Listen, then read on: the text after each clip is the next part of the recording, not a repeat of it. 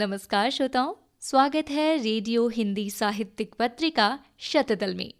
आज के अंक को प्रारंभ करने से पहले अंक की जानकारी आपको दे दें। सर्वप्रथम संपादकीय में हम जानेंगे सुमित्रा नंदन पंत के साहित्यिक जीवन को। इसके बाद हम सुनेंगे एक वार्ता जिसका विषय होगा विश्वगुरु भारत। वार्ताकार होंगे मुकेश कुमार मृदुल।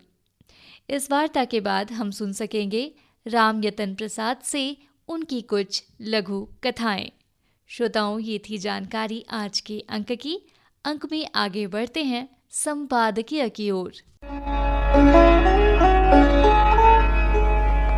हिंदी साहित्य के छायावादी युग के 4 स्तंभों में से एक हैं सुमित्रा नंदन पंत। उनका जन्म कौसानी बागेश्वर में हुआ था। बचपन से ही वे अनोखी प्रवृत्ति के धनी थे। उनका नाम गोसाई दत्त रखा गया था, परंतु गवर्नमेंट हाई स्कूल अल्मोड़ा में जाने के बाद उन्होंने अपना नाम सुमित्रा नंदन पंत रख लिया। वे अपनी पढ़ाई पूरी ही कर रहे थे कि असहयोग आंदोलन का समर्थन करने के लिए उन्होंने अंग्रेजी विद्यालयों के विरोध में पढ़ाई छोड़ दी। लेकिन यहाँ उनका नया जन्म हुआ। महाविद्यालय छोड़ने के बाद उन्होंने घर पर ही हिंदी, संस्कृत, बांग्ला और अंग्रेजी भाषा साहित्य का अध्ययन करना प्रारंभ कर दिया। इस समय उनकी काव्य चेतना प्रारंभ होने लगी। उन्होंने मात्र 7 वर्ष की आयु में ही कविता लिखना प्रारंभ कर दिया। उनके जीवन में चाहे कैसी भी परिस्थितियां आईं, उन्होंने हर झंझावातों का डटकर सामना किया और लगभग 1918 तक आते आते वे हिंदी के नवीन धारा के प्रवर्तक कवि के रूप में पहचाने जाने लगे। इस दौर की उनकी कविताएं वीणा में संकलित हुईं। 1926 में उनका काव्य संकलन पल्लव प्रकाशित हुआ। उनकी साहित्यिक यात्रा के 3 प्रमुख पड़ाव हैं। प्रथम में वे छायावादी हैं, तो दूसरे में समाजवादी आदर्शों से प्रेरित प्रगतिवादी और तीसरे में अरविंद दर्शन से प्रभावित आध्यात्मवादी। 1907 से 1918 के काल को स्वयं उन्होंने अपने कवि जीवन का प्रथम चरण माना है। सन 1922 में उच्छ्वास और 1926 में पल्लव का प्रकाशन हुआ। उनके जीवन काल में उनकी लगभग 28 पुस्तकें प्रकाशित हुईं, जिनमें कविताएं, पद्य, नाटक और निबंध शामिल हैं। 1938 में उन्होंने मासिक पत्रिका रूबाब का संपादन किया। 1950 से 1957 तक वे आकाशवाणी के परामर्शदाता रहे। 1957 में युववाणी से वाणी काव्य संग्रहों की प्रतिनिधि कविताओं का संकलन चिदंबरा प्रकाशित हुआ, जिससे उन्हें 1968 में ज्ञानपीठ पुरस्कार प्राप्त हुआ। 1960 में कला और बूढ़ा चांद काव्य संग्रह के लिए साहित्य अकादमी पुरस्कार उन्हें प्राप्त हुआ। 1961 में पद्म भूषण की उपाधि से उन्हें विभूषित किया गया। 1964 में विशाल महाकाव्य लोकायतन का प्रकाशन हुआ। वे जीवन पर्यंत रचनारत रहे।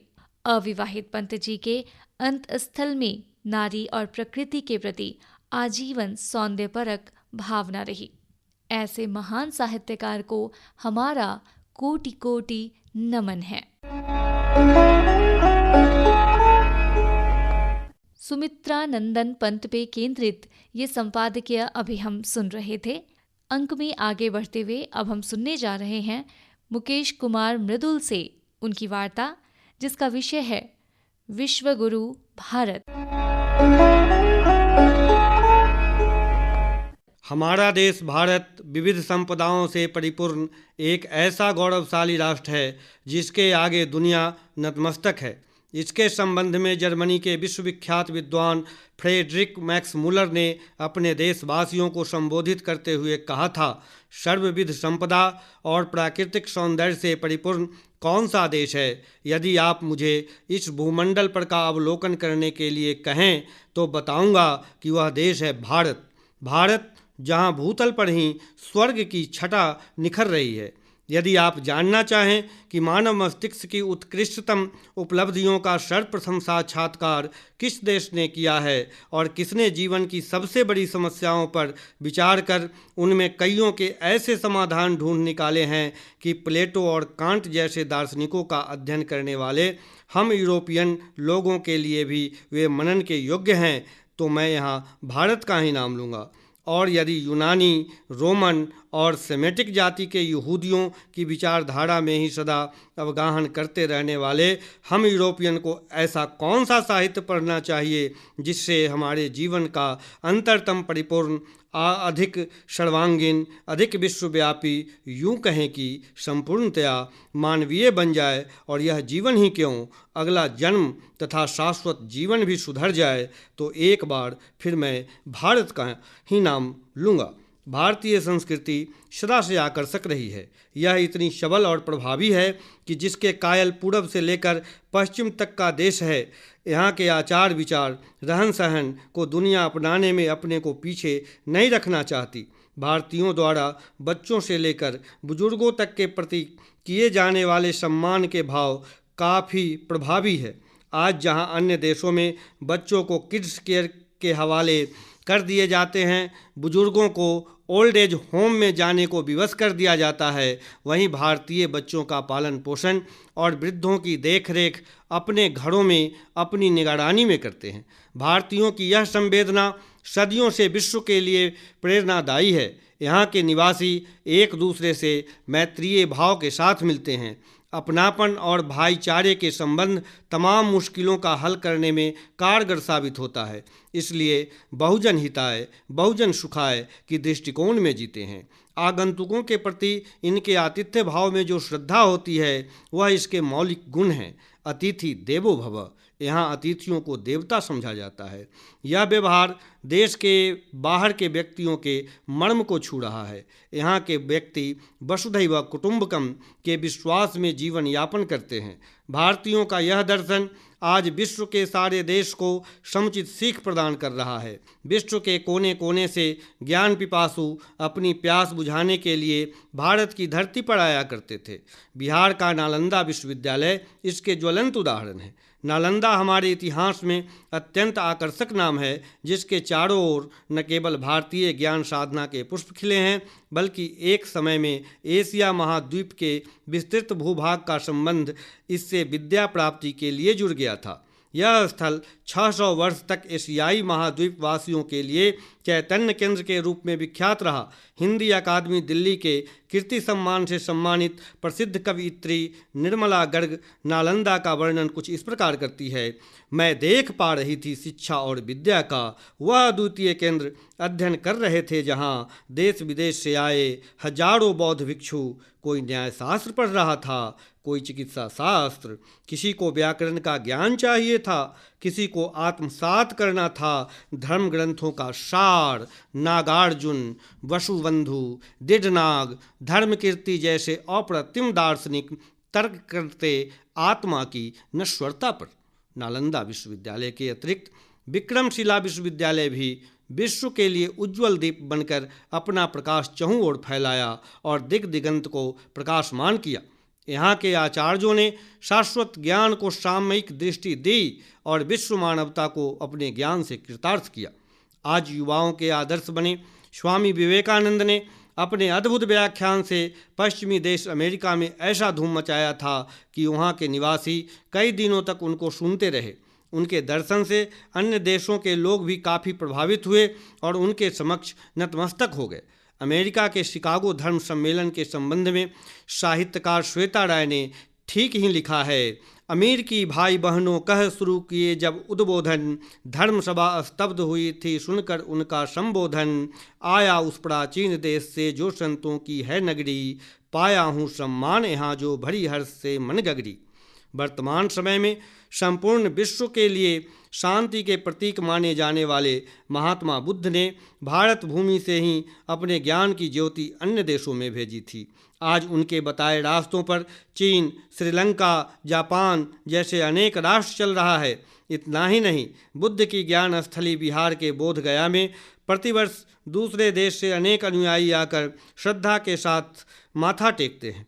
हिंदी साहित्य में हालावाद के प्रसिद्ध कवि डॉक्टर हरिवंश राय बच्चन ने बुद्ध के ज्ञान के प्रभाव का उल्लेख करते हुए लिखा है, ध्वनित प्रतिध्वनित तुम्हारी वाणी से हुई आधी जमीन, Bharat, Burma, Lanka, Shyam, Tibet, Mongolia, Japan, चीन, उठ पड़े मठ, पैगोडा विहार, जिनमें भिक्षुनी भिक्षुओं की कतार, मुड़ाकर सिर, पीला चीवरधार, करने लगी प्रवेश, करती इस मंत्र का उच्चार, बुद्धम शरणम गच्छामि, धम्मम शरणम गच्छामि, संघम शरणम गच्छामि।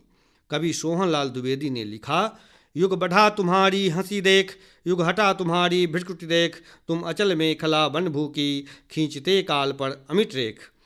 विज्ञान के क्षेत्र में अपने उच्चतम कौशल का सबूत प्रसिद्ध वैज्ञानिक डॉक्टर होमी जहांगीर भाभा ने दिया। वे 1953 ईस्वी में जनेवा में आयोजित विश्व परमाणु वैज्ञानिकों के महासम्मेलन का सभापतित्व कर दुनिया को अपनी ओर आकृष्ट किए थे। उनके द्वारा भारत में कम लागत परमाणु ऊर्जा का शुभारंभ कर दुनिया को अपने देश से सीख लेने की सबक दी गई थी। मेरा देश संतों की नगरी है। यहाँ के ऋषि मुनियों ने अपने तप का चमत्कार विश्व के लोगों को दिखाकर अचंभित ही नहीं किया था, बल्कि उन्हें ज्ञान विज्ञान में आगे बढ़ने के आधार भी प्रदान किए थे। उनके द्वारा रचित प्राचीन शास्त्र, वेद, पुराण, उपनिषद दुनिया के विज्ञान को आज भी प्रेरित ही नहीं करता, बल्कि उसके शोध कार्यों में मार्गदर्शन भी करता है। गणित के सबसे महत्वपूर्ण अंक शून्य का आविष्कार भी सर्वप्रथम भारत में ही किया गया था। सबसे पहले महर्षि आर्यभट्ट ने ही दुनिया को शून्य के उपयोग के बारे में समझाया था।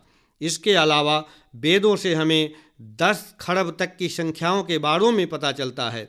सम्राट अशोक के शिलालेखों से पता चलता है कि हमें संख्याओं का ज्ञान बहुत पहले से था। भास्कराचार्य की लीलावती में लिखा हुआ है कि जब किसी अंक में शून्य से भाग दिया जाता है तब उसका फलक्रम अनंत आता है। भारत ने ज्योतिष शास्त्र के रूप में दुनिया को एक अनोखी भेंट दी है। यह ज्योतिष की गणनाओं से ही पता चला है कि पृथ्वी गोल है और इसके घूमने से ही दिन रात होते हैं। आर्यभट्ट तो सूर्य ग्रहण और चंद्र ग्रहण होने के कारण भी जानते थे। शारीरिक स्वास्थ्य के लिए आज पूरी दुनिया भारतीय योग पद्धति को ही स्वीकारा है। 21 जून को विश्व योग दिवस के रूप में मनाने भी लगे हैं। अनेक भारतीय योगाचार्य योग की शिक्षा संपूर्ण विश्व को देने में तल्लीन हैं। भारत ने ही संपूर्ण मानवता के लिए कहा, सर्वे भवन्तु सुखिनः, सर्वे सन्तु निरामया, सर्वे भद्राणि पश्यन्ति, माँ कश्चित् दुख भाग भवेत्। सभी सुखी होवें, सभी रोग मुक्त रहें, सभी मंगलमय के साक्षी बने और किसी को भी दुख का भागी न बनना पड़े। गौरवशाली देश भारत में चल रहे डिजिटल भारत अभियान, आत्मनिर्भर भारत और वैश्विक डिजिटल अर्थव्यवस्था ने संपूर्ण विश्व की दृष्टि को अपनी ओर खींची है। अन्य राष्ट्र इन क्षेत्रों में भारत की बढ़ती भागीदारी से प्रेरित हुए हैं।